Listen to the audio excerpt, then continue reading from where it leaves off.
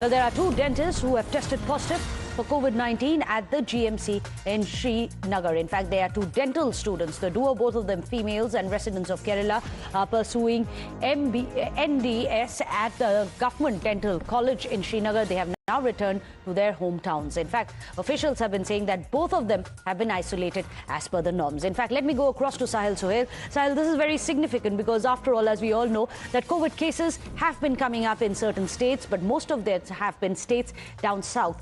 This is the first time, I believe, that there are cases which are coming up in Srinagar. Is there going to be proper matching which is being done by the authorities? What next to see if they can trace if there were others too who may be infected? Well, exactly. There are these two, in fact, doctors who had recently returned from Kerala. They're basically from Kerala, and they have recently returned from there. In fact, Srinagar Dental College. They tested positive for COVID-19, and then, as per norms, both of them, in fact, females, were isolated and tested. The doctors at Government Medical College Srinagar have told us that after a few days they will be again, in fact, tested. As of now, both of them are stable, and the procedure or the norms that are in place for COVID-19 patients have been implemented, and according to that, the doctors have proceeded.